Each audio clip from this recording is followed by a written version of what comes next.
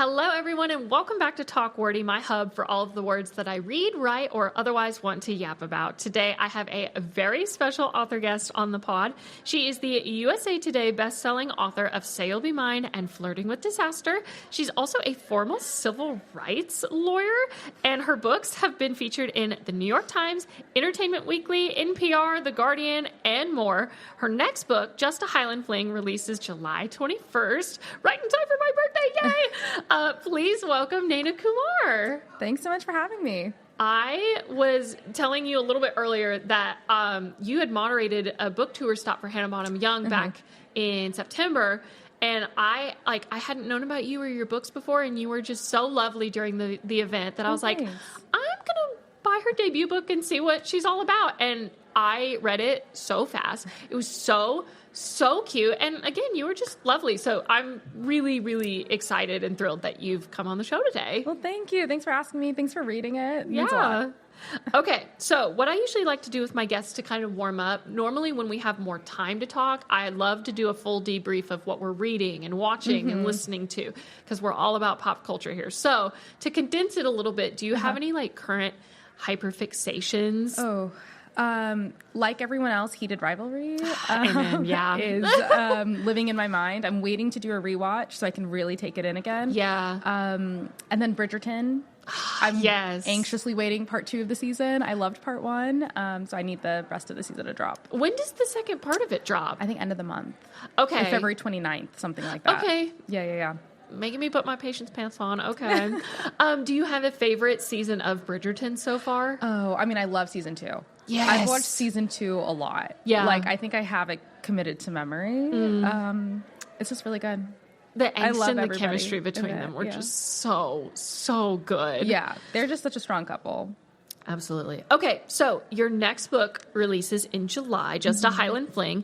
I feel like there's been more and more books set in these non-American, escapist settings. What about this particular setting spoke to you so much that you had to write it down? Sure. Okay, so there's a couple things. One, I think romance as a genre has a really interesting history with Scotland. We see a lot of Highlander romances. We see a lot of fun romances set in Scotland. But we don't see a lot of those books feature Indian characters, right? And so I thought that would be fun. And I ended up I went to a small private school for middle school that had a Scottish arts program.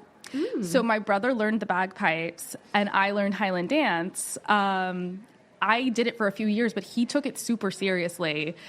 He did bagpiping from age 9, all the way through high school. He went to the World Pipe Band Championships in Scotland twice. He's competed in bagpipe competitions across the country and the world. He's traveled for it. Oh my gosh. He's now he does something else full time. He's a doctor, but he pipes on the side. He'll still go to weddings and funerals and bagpipes. So I just grew up around bagpipers and bagpiping, and I really wanted to write about an Indian bagpiper in Scotland. So that's kind of where the book came from. That's such a cool combination. In contrast to the escapist non-American setting, you and I are both from Texas. Yes. What are some of your favorite things that are unique only to Texas? Oh my God. So I talk about this all the time, but I am obsessed with HEB. Yes. To the point that it's in my author bio. I have done HEB themed giveaways before. Incredible. Because my second book, Flirting with Disaster, has an HEB mention. My friend Allie Hazelwood has an HEB mention in Not in Love. My friend Melanie Sweeney has a HEB mentioned in her book. So we all have talked about that, and we thought it was fun to sneak an HEB reference in. But yeah, no store does more. I'm a big fan. They're not paying for this advertising. Yeah, no, but not sponsored by. I will do unpaid advertising for them all the time. I know. The cure to the worst day ever is some HEB sushi. Totally. For me personally. Yes. Yeah, I love HEB sushi. I love an HEB donut. Oh, yeah. I honestly got to say, for a grocery store donut, they're so good. They're so good. They're so cheap. Yes. I could live in the bakery area. Yeah, tortillas. They're all good. Yes. Yeah, my gosh. I feel like I could eat the tortillas just plain. I do, yeah. Okay, so with the book world doing a much better job of diversity and representation, I personally wanted to say that the way that you weave culture into your romance books is genuinely so phenomenal, so Thank atmospheric. I just recently finished your debut, as I was telling you about. I was genuinely blown away. I feel like it was just so natural. It didn't feel like there was any kind of like cultural blockage or disadvantage for me coming from the outside into what's familiar to you. What has it meant to see more books representing different cultures, and why is it so important that publishers keep elevating those voices? Yeah, no, it means a lot to me because I don't know if I knew that our stories had a place. Like, I think I grew up loving romance, reading so many romance novels. It was very rare to see books that had characters like me or similar backgrounds to me. And I wanted to write. Like, I loved writing. I loved reading romance, but I wasn't sure anyone would publish these stories. And then around, like, I want to say like 2018, 2019, 2020, slowly I started seeing South Asian authors get published and their books doing well. People like Sonali Dev and Nisha Sharma and Sajni Patel and so many others, Sonia Lally, like people I really looked up to, and I read their books. And around then I started thinking like, oh, I can maybe try writing this too. So, like, I don't know. I'm really thankful that our stories are getting out there. I'd love to see more. Like, I would love to see publishers pick up more of our stories. But I think it means a lot when you get to pick up a book and you see yourself in those pages. So, I always want more of it. I love that. So, obviously, you've had a complete traditional publishing path from the time of your debut and onward. What was the journey like going from writing your first book to becoming traditionally published? Yeah, it was surprisingly quick. Like, which I was very fortunate, and I think the timing just worked out well. I wrote my first draft of Say You'll Be Mine in 2021. I started querying. I revised the book in the first half of 2022. Started querying it in like July of 2022. Got my agent in August/September. We went on sub on Halloween and got an offer on November 2nd. Oh my gosh. It was really weird and fast. And yeah, I love my agent. She's amazing. And I think she kind of just had a vision for the book and where she thought it should go. And I love my editor. So like it all just kind of like worked out really well. And yeah, I don't know. Yeah. I was very, very lucky. And for good reason. Your books are incredible, and you yourself are lovely. Like I mentioned earlier, like I came to know you and I met you through you moderating for Hannah. Yeah. How important is it for you and for newer authors to really get out there and make connections with other authors? Yeah. I mean, I think it's really important because it's not... I mean, these are my friends and like my community. I think writing can be such a solo, it feels like such a solo occupation. Like you are sitting in front of your screen typing away all day. And if you don't have good people around you who you can talk to, who you can lean on, it can feel really isolating. So I don't know. I love coming to conventions like this and getting to meet people, getting to meet you, getting to meet readers, getting to meet other authors. Hannah and I met because we share a publisher, and she reached out and we've become friends. And like, I don't know. I love that part of this, like getting to meet people who have the same passion for romance, for telling these stories of love and connection and feeling like understood. And yeah, I don't know. I think community is everything, and it's what like keeps us going. Yeah. Especially because what you were saying about how writing often feels very solo, very isolated. Community is so important because I also think newer authors that are trying desperately to break in, sometimes they get this lens of, oh, this is competition. Because now, like, if this person's getting these deals and they're releasing these books, like, where do I even fall in there? Is there going to be room for me? So I think really just valuing community in the building stages, especially, I think it's just so important. Yeah. What have been some of your favorite, like, pinch me moments in your career? Okay, so for my debut, I did an event with Allie Hazelwood, and it was such a pinch me moment that she would agree to do that event with me. And it's funny because like it's been a few years since then, and now we're good friends, and like I was a fan of hers, and now like Yeah. she's someone I text about bad dates. So like it's just like that has been a real, now looking back at it, I'm like, that is such, like, I don't know, it was really cool. And then I recently did a panel with Catherine Center at the Texas Book Festival, and I really was like, oh my gosh, like Catherine and I are both from Houston. I've been reading her books forever. She's so lovely, and so generous, and like that was I was like, oh my gosh, this is so bizarre. Or even like yesterday, Sarah Hawley, I'm a huge fan of Sarah Hawley, and she came up to me and asked me to sign her copy of Flirting with Disaster. And I was like, Sarah, like what? Like I'm a huge fan of you. Like I don't know why you're asking me to sign this book. But I love her. She's so sweet. But like I think things like that keep happening, and I think it's so fun going from a reader who's been a fan of these people and their work and to now being peers. I think it's been a really fun part of the journey. Yeah. Absolutely. Okay, this is kind of a wonky question, but with this being your third book, if your 3 books were real life children, where do you think that they would be in birth order based off of their like personality? That is so funny. I think that's a good question too. I feel like, okay, I'm going to say You'll Be Mine is an oldest child. It's kind of by the book. It's kind of classic. It's kind of like rule following. Like it really follows your genre convention of a rom-com. In a way that I think is fun, but it is kind of like a classic rom-com. I think Flirting with Disaster really is a middle child, kind of figuring itself out. It's a little like, it's angsty and emotional, and sometimes like, I don't know, I think middle children sometimes feel like they're not seen, and I feel like it kind of has a little bit of that vibe. Like it doesn't fit clearly into a box of like, is it a rom-com? Is it contemporary romance? Is it angsty? It's like, what is this? I think it's a little middle child. I think it like follows the order. Just a Highland Fling feels like a youngest child, in that it kind of is fun, and it doesn't feel, and I think it's how I felt writing it. I was like, we're gonna have a good time. We're not gonna worry about the market. We're not gonna worry about fitting into certain conventions. Like we're gonna have a fun time, and be a little loose. And I think that's kind of how the book came out. It was like, it's kind of a loose, fun time. It's still grounded and has like emotional moments, but I think I had more fun with it.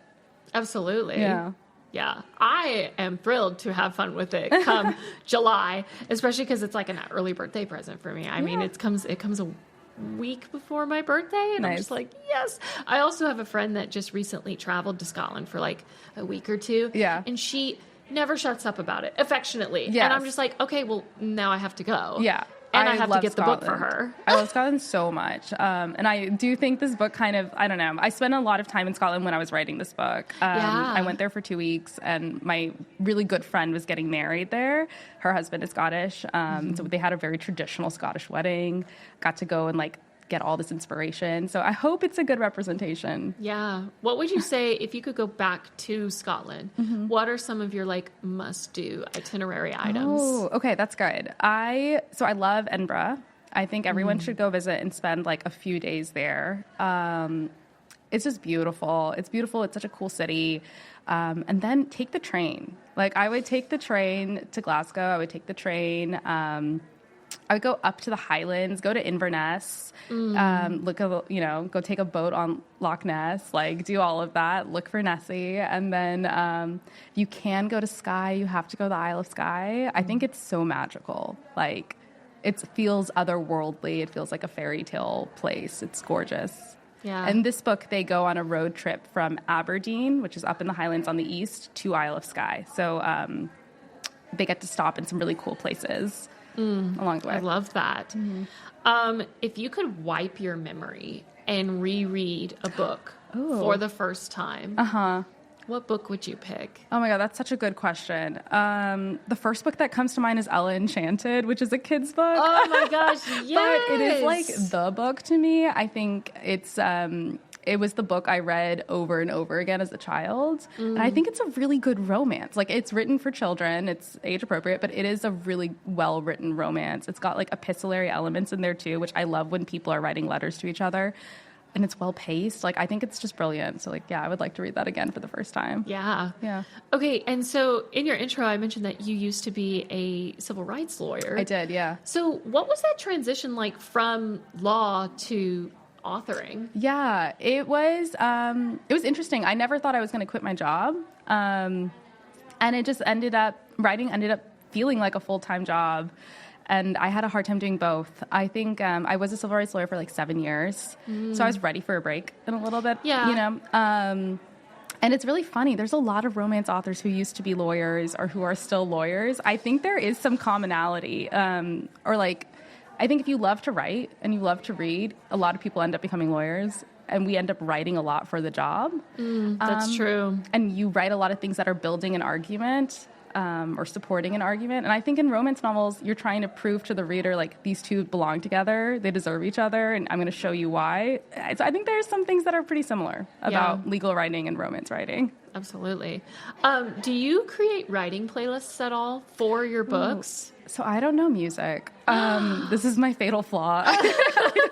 I don't know songs. So I do some like aesthetic-y playlists. Like for this book, I have a lot of like old Scottish songs. Yeah. And I know a lot of old Scottish songs because my brother was a bagpiper. So like I grew up listening to a lot of these like old bagpiping songs. So they're on there for the vibes, like while I was writing, but I don't know real music. Like anything that's popular or of this time, I'm pretty behind. It's not there. I was curious. I was like, I'm curious what, if you knew music, I would wonder what songs would be kind of like the top of the writing playlist or like almost like the theme songs. So I'm excited to go through and read your other two books now that I've finished your debut, and I can be like, ooh.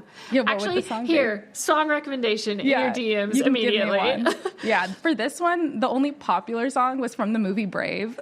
The song Touch the Sky. Yes. You know that one? I listened to that a lot when I was writing this. It's a great song. Yeah. Okay, I can rock with that. Okay. My last question for you is, what's something that you learned and experienced in your writing career that you wish someone had told you sooner? No, it's a really good question. I think there is a tendency to sometimes compare ourselves to other writers, and I think that's really tough. But like you said, we're not in competition with each other. We're friends. This is community. We support each other. And I think keeping my eye on my own page and my own work instead of like looking over my shoulder at what someone else is doing and trying to be like them. I think it's a hard thing to fight, that like feeling of I'm behind or I'm not doing it like they are, but I can only do it the way I'm doing it. So I wish someone had told me, like, it's okay to work at your own pace. It's okay no one's writing a book the same way. We all have different processes, and like your process is your process, and you don't have to be like anyone else. Yeah, I love that. What a great way to end the episode. So obviously when we're recording this, we're at LoveLitCon, but this will come out in the future, likely towards your release date. Oh, cool. So tell the listeners of the future where they can find you, your books, and if you're going to any more upcoming events. Sure. So you can find me at Kumar Writes on most social media. I'm mostly active on Instagram. And yeah, this book comes out July 21st. I will probably be doing some events around that week, definitely in my hometown of Houston, hopefully a couple more cities. We're still working that out. And I think I'm doing a book festival in Sacramento in August. Ooh. So if you are, in the California area, hopefully you'll come and see me there. Love that. Okay, there you have it. Thank you so much for tuning in to Talk Wordy. And again, my special thanks to Naina Kumar for coming on the show. Thank you so much for having me. Absolutely. Don't forget to follow the podcast on Instagram at Talk Wordy Pod, and I will see you in the next one. Bye, you guys.